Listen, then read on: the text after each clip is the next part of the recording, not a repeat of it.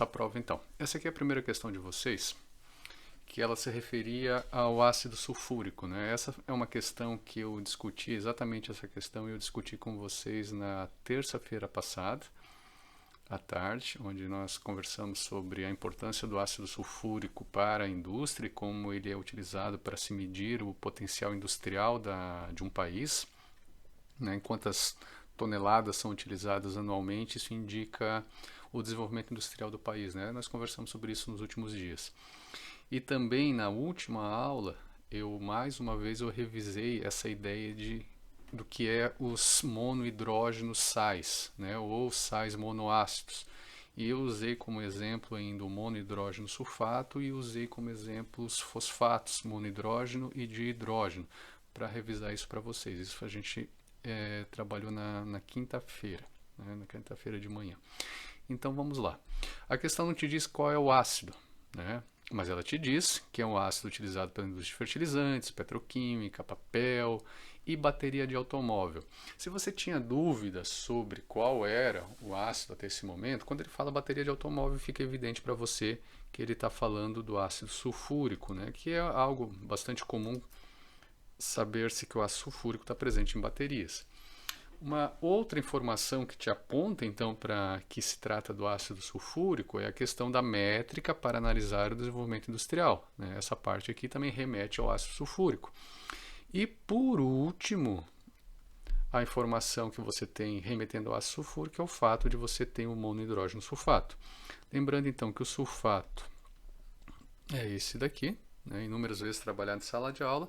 E se a gente fala em monohidrógeno, significa que ele ionizou liberando apenas um dos H+, o outro hidrogênio permanece aqui. Então você só faz um ajuste de carga e você tem ali o monohidrógeno sulfato. Então o monohidrógeno sulfato ele se ionizou, né, a partir do ácido sulfúrico, que liberou um próton só. Notem que ele tem dois hidrogênios ionizáveis, ele ioniza apenas um próton e libera esse monohidrógeno sulfato. Então você vê uma carga positiva e uma negativa, elas se anulam e fica como você tem no início ali também o ácido sulfúrico neutro, né? Eletricamente neutro. E o que a questão quer? Uma vez que você organizou isso daqui, ele quer saber os pares ácido-base pela teoria de Brauster-Lowry, né? Então o que você tem que acrescentar aqui? Ora, para acontecer essa ionização, você precisa ter água. A água no estado líquido. Então, a água capta esse próton aqui e se transforma no nosso velho conhecido hidrônio, né? Nada de novo até aí. Agora você tem que fazer os pares. Obviamente, os pares são as estruturas que têm relação entre si, são as mais parecidas. Então, esses aqui são os pares. Agora você deve dizer quem é ácido, quem é base. Se você tem o ácido sulfúrico aqui, você não tem nem que pensar em relação a perder prótons, fornecer prótons, receber prótons. Se ele é o ácido sulfúrico, essa estrutura é o ácido, né? H2SO4 é o ácido. Por consequência, você sabe que esse tem que ser a base. A partir disso daí, você consegue resolver o restante, né? Se o ácido sulfúrico é o ácido, né? Não tem como você discutir isso, o par dele, que é o HSO4-, vai ser a base. E aqui nesse lado a gente chama de base conjugada. Ora, se o ácido sulfúrico é o ácido, a água que reage com ele tem que ser a base, e o par que está com a base tem que ser ácido, né? Então, o ácido conjugado. Então, aqui você usou apenas lógica, né? Você nem precisava saber muito sobre teoria ácido-base. Você usou apenas a lógica. O ácido sulfúrico, obviamente, é o ácido. Por consequência, a água é a base. Se o ácido sulfúrico é o ácido, par dele, HSO4-, vai ser a base conjugada.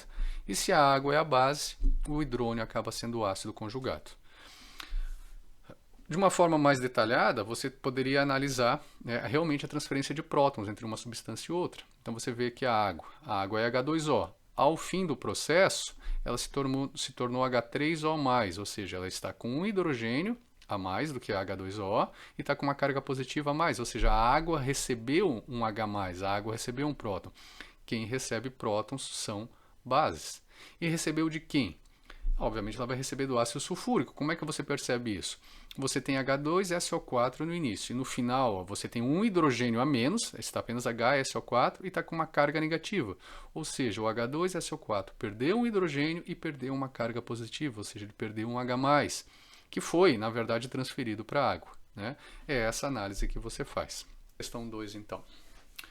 Essa questão aqui eu enderecei para vocês também na terça-feira à tarde, onde eu expliquei sobre os estados de oxidação do ferro e comentei que a hemoglobina continha ferro e um desses estados ele estava relacionado com o correto transporte de oxigênio.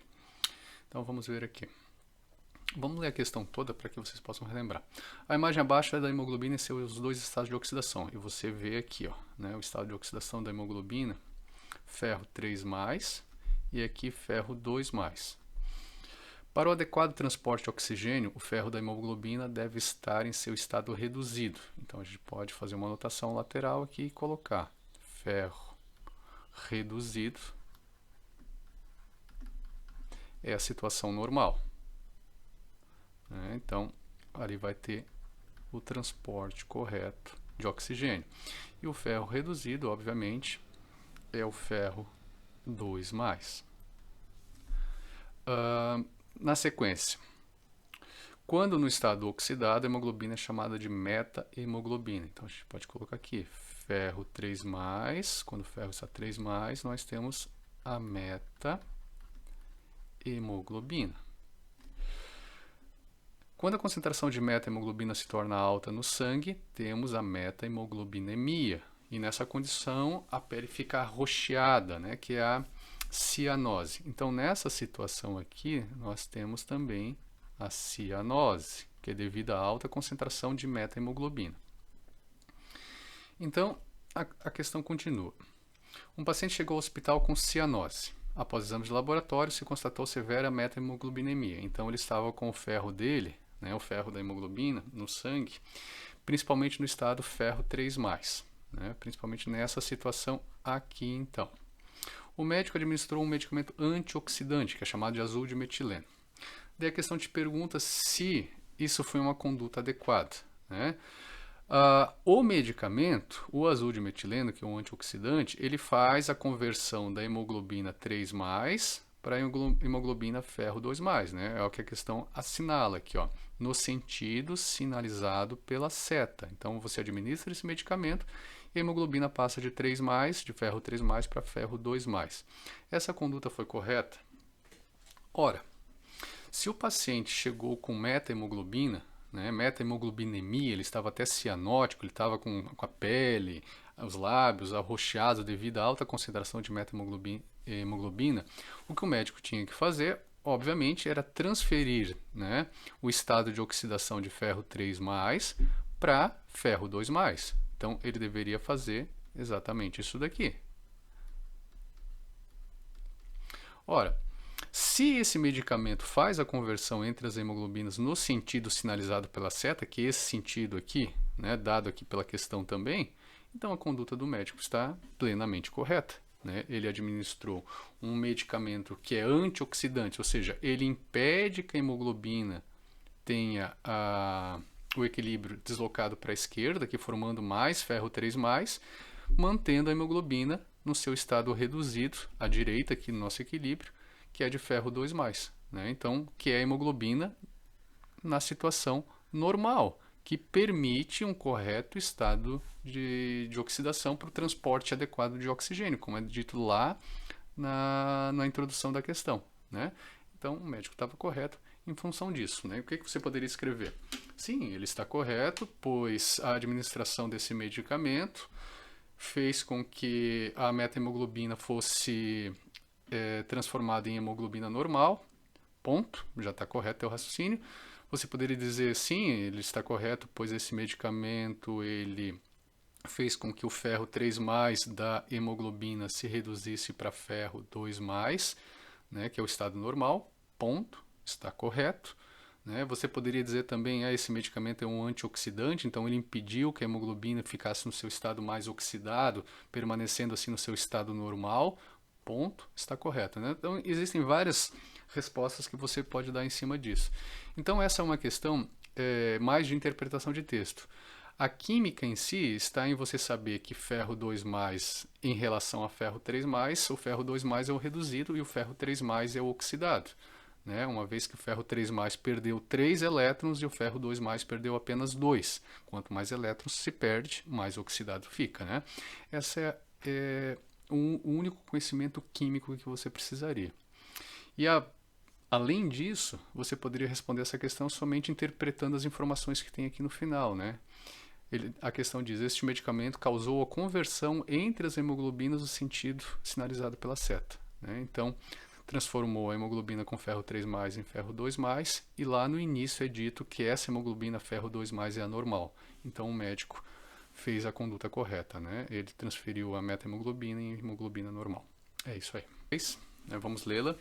Caso você não tenha se preparado para essa prova, deixei as 3 afirmativas abaixo como uma forma de te ajudar a lembrar do essencial nesse tema. Então aqui eu dei uma mão para vocês e repassei o conteúdo. Primeiro, Bronsted e Lowry definiram como ácido a espécie química doadora de um próton e a base como um aceptor de um próton. Inclusive serve para outras questões. Linus Pauling conceituou como base a espécie química capaz de disponibilizar um par de elétrons. Então, uma base de Lewis doa um par de elétrons. Arrhenius, as bases precisam conter o ânion hidroxila. Então, essas 3 afirmativas, elas são corretas, né? São fatos, e elas podem ser usadas para essa questão e podem ser usadas nas outras questões também. Daí eu te pergunto: identifique o ácido e a base na equação A química abaixo e explique cientificamente seu raciocínio. Daí você pode tanto fazer um mecanismo, né, equação química, setas, ou você pode simplesmente fazer um texto explicando o teu raciocínio. Então vamos ver. Nós temos aqui amônia, o BF3, e eu te dei até o produto final. Né? Existem questões onde o produto não é dado. Você tem que formular o produto a partir do teu próprio raciocínio. O que aconteceu aqui? O nitrogênio é da família 5A. Né? Você sabe que 5A, então, eles têm 5 elétrons no último nível. 3 desses elétrons estão fazendo ligações covalentes simples com os 3 hidrogênios, então sobra mais 2. Esses 2 pares aqui que a gente chama de pares não ligantes. Né?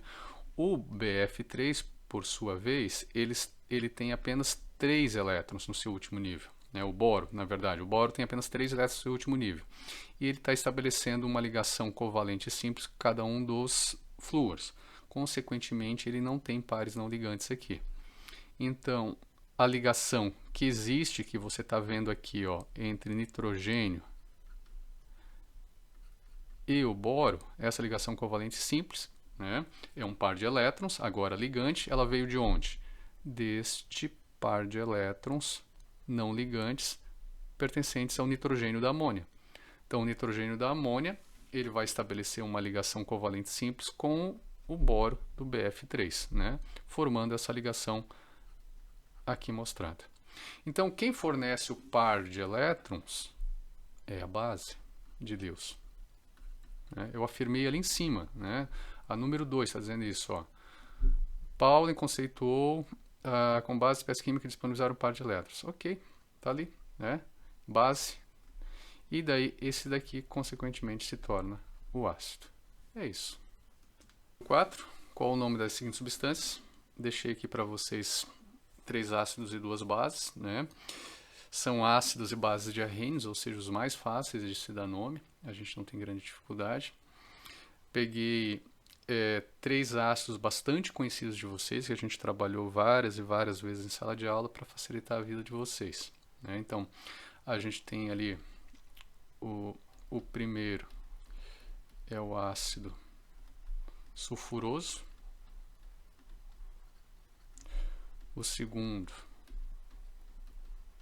é o ácido fosforoso. O terceiro é o ácido hipocloroso. E vamos ver. Isso aqui, a ideia é que vocês poderiam muitas vezes resolver dar esses nomes simplesmente de memória, né? Uma vez que são substâncias que a gente trabalha várias e várias vezes em sala de aula desde o primeiro ano. Então, muitas vezes você coloca o olho e já sabe. Caso você não soubesse, eu te ensinei a fazer o cálculo do NOx, do elemento central, e a partir daí dar um nome, né? Onde nós tínhamos os ácidos que começavam com per e terminavam com ico, né? Onde o NOx, o elemento central, era mais 7, aqueles que terminavam apenas com ico, onde era mais 6 e mais 5, os que terminavam com uso, que eram mais 4 e mais 3, e aqueles que terminavam com hipo-oso, que eram mais 2 e mais 1. Né? Eu mostrei inúmeras vezes para vocês em diversos dias diferentes. Então, se a gente pegar aqui o H2SO3, nós podemos calcular assim. Cada oxigênio num ácido é menos 2, vezes 3 dá menos 6. Cada hidrogênio no ácido é mais 1, vezes 2 dá mais 2. Menos 6 com mais 2 te dá menos 4. Você sabe que precisa inverter para passar para o outro lado do igual e fica mais 4. Então, o nosso elemento central aqui é mais 4. Sendo mais 4, é um ácido que termina com oso. Né? Se ele é de enxofre, você refere ao elemento sulfuro. Então, é sulfuroso. Né? Então, o primeiro ácido sulfuroso, como você pode ver aqui. O segundo, nós temos H3PO3. Cada oxigênio é menos 2, vezes 3 menos 6. Cada hidrogênio de um ácido é mais 1, vezes 3 dá mais 3. Menos 6 com mais 3 te dá menos 3. Você inverte, o fósforo central é mais 3. Sendo mais 3, também é um ácido com terminação oso. Ali é o fósforo, então você vai ter o ácido fosforoso. O último, HClO. Separa aqui os elementos para te facilitar. Menos 2 vezes 1, menos 2. Mais 1 vezes 1, mais 1. Menos 2 com mais 1, menos 1. Inverte, mais 1. Ora, no óxido elemento central mais 1, você vai ter um ácido que começa o seu nome com o prefixo hipo e tem o sufixo oso. Como é o cloro, é o ácido hipocloroso. Né? Ácido hipocloroso. Então, bem simples de dar o nome a essas três substâncias. Agora ali você tem duas bases. Essas são dois hidróxidos, né? São bases de arrênios. Para facilitar a vida de vocês, eu usei os dois cobres, né, dois elementos iguais, onde você tem os dois estados de oxidação deles sendo mostrados ali. Né? Se eu desse somente um dos cobres, e usasse um outro hidróxido, um hidróxido de ferro, de zinco, de estanho, ou qualquer outro elemento, tornaria um pouco mais difícil para vocês. Então, vamos separar aqui. Você tem ali CuOH. Né? Você sabe que a hidroxila é sempre a carga 1-. Ora, se você tem uma hidroxila e um cobre, aqui já fica evidente que esse cobre é 1+. Né? Uma hidroxila de carga negativa precisa apenas de um cobre com uma carga positiva. Então, o nome dele será hidróxido de cobre 1. Porque é a carga dele, hidróxido de cobre 1. Se você quiser ser mais detalhado, você poderia dizer hidróxido cuproso, porque o oso é para o menor NOx, e o NOx 1 é o menor NOx do cobre. Como é que você saberia disso? Ora, para te ajudar, eu te dei o quinto exercício ali para você resolver, CuOH2. Ora, aqui já fica evidente, você está com duas hidroxilas. Então, essas duas hidroxilas te dão duas cargas negativas. Consequentemente, esse cobre sozinho ali tem que ter duas positivas. Então, a fórmula dele é CuOH2 por causa disso. E o nome dele vai ser hidróxido de cobre 2. Ou, se você quiser dar um nome diferente, com ico e oso, você chamaria hidróxido cúprico. Porém, se você só colocou um ou dois, já está aceito, é correto. Né? Eu te pedi um nome, você deu um nome como hidróxido cobre 1 e hidróxido cobre 2, está correto também. Né? Então, aqui é ico porque é o estado de oxidação maior, e aqui é oso porque é o estado de oxidação menor. Né? Então, eu te dei dois cobres para que você tivesse mais segurança ao fazer isso. Se eu te desse só um dos cobres, você talvez não lembrasse qual é o estado de oxidação do outro cobre. Feito? Bom, questão número 5 então. Aqui a questão diz: o cientista Svante August Arrhenius estudou o efeito da passagem de corrente elétrica e a migração de espécies eletricamente carregadas. É por isso que o conceito dele de ácido e base sempre envolve o íon H+, e o íon hidroxila, né? Após quase 100 anos do falecimento dele, você tem no laboratório hidróxido de magnésio puro, afirma que é um sólido, água destilada e toda a vidraria e materiais necessários para algum procedimento de laboratório. Usando apenas duas substâncias, ou seja, o hidróxido de magnésio puro e a água, ou, se você preferir apenas uma delas, explique como você prepararia um material capaz de conduzir eletricidade. Além disso, explique o porquê de sua proposta funcionar. Bom, você só tem hidróxido de magnésio puro, que é um sólido, e você tem água destilada. Como é que você prepararia então um material capaz de conduzir eletricidade? Ora, você sabe que a água pura ela é um pobre condutor de eletricidade. E o hidróxido de magnésio, embora, vamos fazer aqui a equação de dissociação iônica dele. Embora o hidróxido de magnésio ele seja uma substância iônica, né, ele está no estado sólido. Então, como eu discuti com vocês no nosso último encontro antes da prova, na quinta-feira, essa questão que ela foi detalhadamente endereçada com vocês. Eu só não falei em hidróxido de magnésio, usei outros exemplos de sais e de bases. Mas eu discuti exatamente isso com vocês. Eu falei para vocês que substâncias iônicas, embora sejam iônicas, no estado sólido elas não conseguem conduzir eletricidade, elas precisam estar com seus íons tendo mobilidade. Para eles terem mobilidade, você pode fazer a dissociação iônica deles em água, onde os íons ficarão no estado aquoso, então. Então, nessa situação aqui, essa solução de hidróxido de magnésio em água, ela vai conduzir eletricidade. A outra situação, onde o hidróxido de magnésio, né, uma substância iônica, poderia conduzir eletricidade, seria se você fizesse exatamente isso daqui, ó. Pegasse o hidróxido de magnésio sólido e fizesse a fusão dele, transformasse ele no estado líquido. Daí você teria os íons livres, né, porque você teria essa substância no estado fundido, e daí ela também conduziria eletricidade. Então seriam essas duas situações que você poderia fazer, né? Fazer a dissolução de hidróxido de magnésio em água, fazendo a dissociação iônica, né? Você teria os íons em estado solvatado, aquoso, ou você faria a fusão, né? Você teria que aquecer, faria a fusão do sólido iônico e ele então teria os íons livres que poderiam conduzir eletricidade. É exatamente como nós endereçamos na sala de aula na quinta-feira passada. Beleza? É isso aí. Ela inicia dizendo: em sala de aula conversamos sobre o sulfato ferroso. Eu lhes dou a fórmula, né, para facilitar a vida de vocês, FeSO4, que é um sal usado como medicamento no tratamento de anemias por deficiência de ferro, né, também chamadas de anemias ferroprivas, né, onde o organismo está privado de ferro suficiente. Um dos nomes comerciais mais conhecidos é Combiron, né, inclusive tinha colegas da turma aí que já fizeram uso desse medicamento Combiron. Então essa substância é produto da reação entre o ácido sulfúrico e o hidróxido ferroso.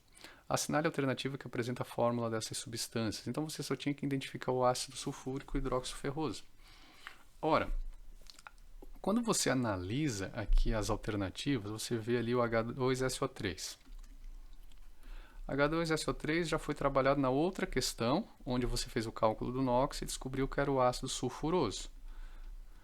Por consequência, onde aparecer, né, H2SO3, você já pode eliminar, não pode ser essa. Não pode ser essa. Você sabe que é o H2SO4, o ácido sulfúrico. Para você ter certeza disso, você pode fazer o cálculo aqui, ó, H2SO4, faz o cálculo do NOx do elemento central, o enxofre, menos 2 vezes 4 dá menos 8, mais 1 vezes 2 dá mais 2, menos 8 com mais 2 dá menos 6, inverte o sinal, você tem mais 6. Quando você volta aqui e lembra que mais 6 é um ácido que termina em ico. Então, ali o H2SO4 é o ácido sulfúrico. Então, você já não tem mais dúvida que é o ácido sulfúrico, embora essa mesma informação já tenha sido dado lá na primeira questão, onde ela falava do ácido sulfúrico como sendo aquela substância presente em baterias e que estava lá na primeira questão, né? Então, as questões elas repetem as informações e uma auxilia a outra, uma te dá a informação necessária para a outra. Aqui então te falta encontrar quem? O hidróxido ferroso. Bom, como eu não te dei nenhum outro tipo de hidróxido, só hidróxido de ferro, eu te dei o FOH2 e te forneci também como opção FiOH3. Você sabe que esse 2, né, veio daqui, uma outra forma de você analisar as cargas, que eu já expliquei para vocês algumas vezes. Esse 2 veio daqui, né? Então Fe2+, Fe2+, nesse caso aqui.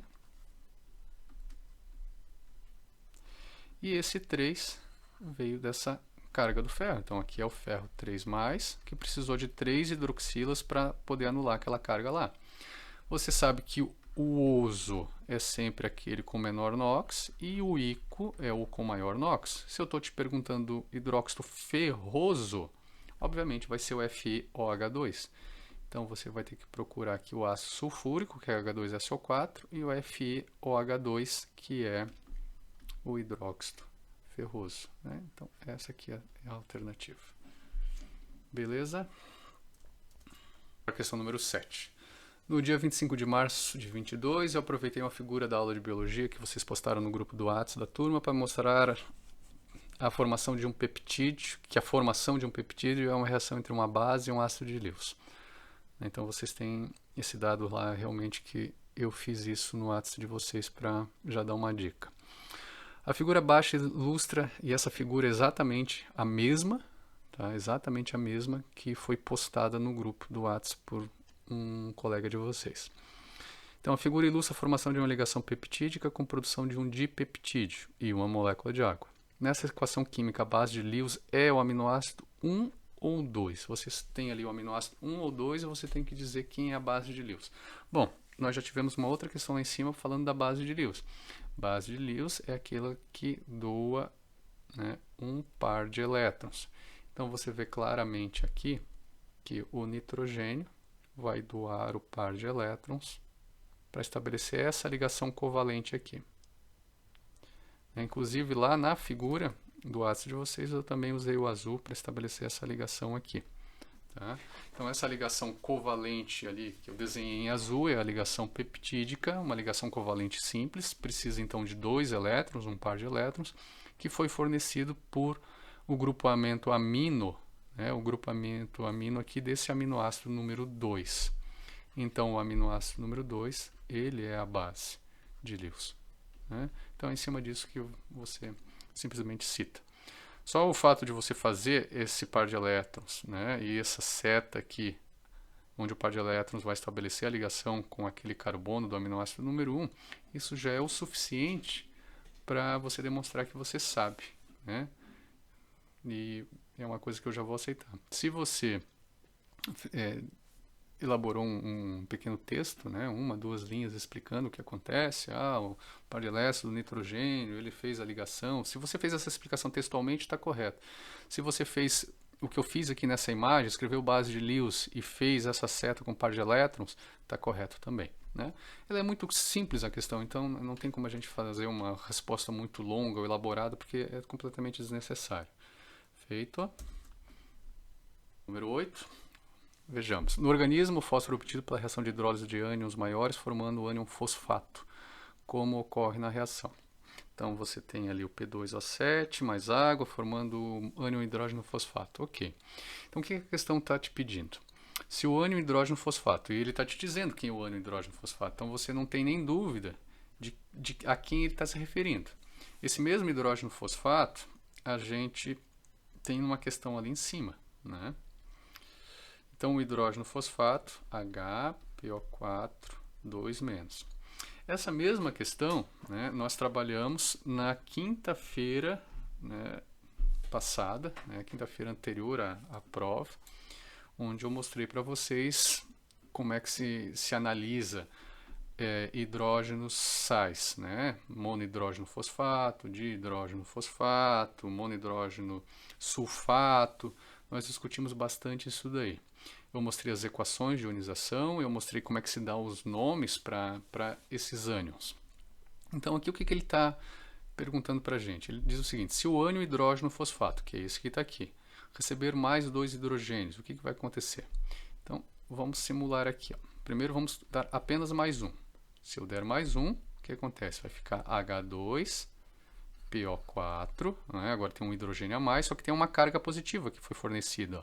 Essa carga positiva anula uma das negativas, então vai ficar apenas uma carga negativa agora. Agora você tem o dihidrógeno fosfato.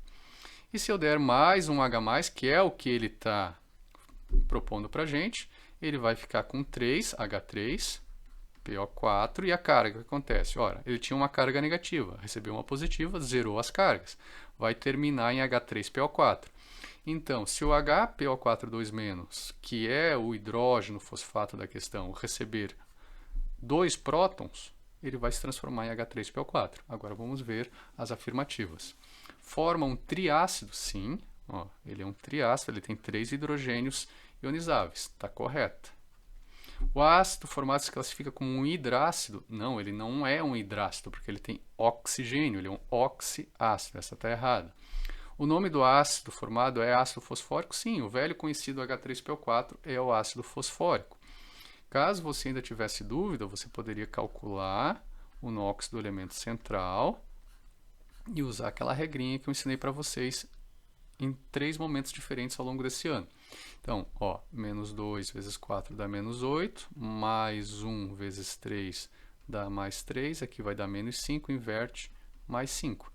Quando é mais 5, mais 6 e mais 5, o NOx do elemento central, a terminação dele é ico, né? Então, fósforo, ácido fosfórico.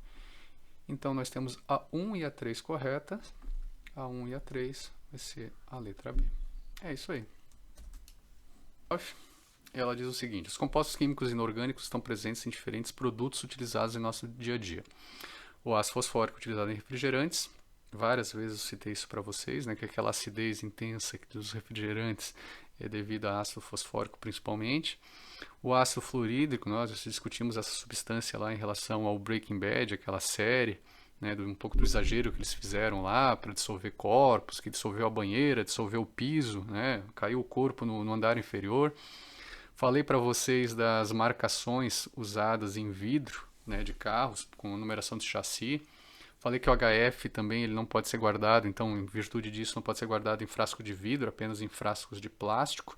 Mesmo ácido sulfúrico, que é mais forte que o HF, pode ser armazenado com um recipiente de vidro, mas o HF não pode. Falei para vocês também do hidróxido de alumínio, que é um medicamento antiácido, né, vendido em farmácias para combate de leves dispepsias, né, de azias, mal-estar. Então aqui eu te pergunto, né, a fórmula dessas 3 substâncias que várias e várias vezes nós trabalhamos em sala de aula, está nos slides de vocês, né? Então, em ordem, né, respectivamente, o ácido fosfórico, o H3PO4, depois vem o HF, o ácido fluorídrico, e por último vem o hidróxido de alumínio. Se você poderia ter alguma dúvida aqui, seria em relação ao hidróxido de alumínio, porém o que você precisaria saber aqui do hidróxido de alumínio seria o NOx do alumínio, né? Você sabe que a hidroxila é sempre uma carga negativa. E esse metal, qual que é o NOx dele? Eu sempre disse para vocês que quem tem NOx fixo dos metais é a família 1A e 2A, a prata, que é mais 1, o zinco, que é mais 2, e o alumínio, que é mais 3, né? Além do 1A, que é mais 1, e 2A, que é mais 2. Então, o alumínio é mais 3, nós várias vezes repassamos essas informações aqui e fizemos hidróxido de alumínio inúmeras vezes. Então, você tem aqui 3 mais. Por consequência, a fórmula dele é LOH3. É isso aí. Vamos à última questão, então. Vamos lê-la. Nos anos 1990, verificou-se que o rio Potomac, situado no estado americano de Maryland, tinha em parte do seu curso águas extremamente ácidas por receber um efluente de uma mina de carvão desativada, o qual continha o H2SO4, que é um ácido fortíssimo, como vocês sabem. Essa água, embora límpida, era desprovida de vida. A alguns quilômetros adiante, instalou-se uma fábrica de papel e celulose que emprega hidróxido de sódio em seus processos. O hidróxido de sódio, nosso velho conhecido NaOH, é uma base, não é? Em pouco tempo, observou-se que a partir do ponto em que a fábrica lança seus rejeitos no rio, a vida aquática voltou a florescer. Como o retorno da vida aquática nesse rio pode ser justificado? Ora, Essa é uma questão muito simples. Se o rio acima é liberado ácido sulfúrico e mais embaixo é liberado NaOH, existe uma reação de neutralização, né? Existe a neutralização daquele ácido que estava mantendo o rio estéril, né, como ele fala, ó, desprovido de vida, isso devido ao ácido sulfúrico. O NaOH neutralizou esse ácido e daí, por consequência, o pH foi normalizado, permitindo com que a vida aquática pudesse florescer mais uma vez. Como é que você pode justificar isso? Ora, textualmente, algo similar ao que eu fiz, com suas próprias palavras, você pode usar uma equação química onde você mostra, né, a equação aqui de neutralização, daí você faz o balanceamento dela e faz uma rápida discussão, né? Então a ideia é essa. Se uma fábrica acima liberava o ácido, a fábrica mais embaixo liberava a base, neutralizava, você tinha então um pH mais próximo da neutralidade, trazendo de volta a possibilidade de vida àquele rio. É isso aí.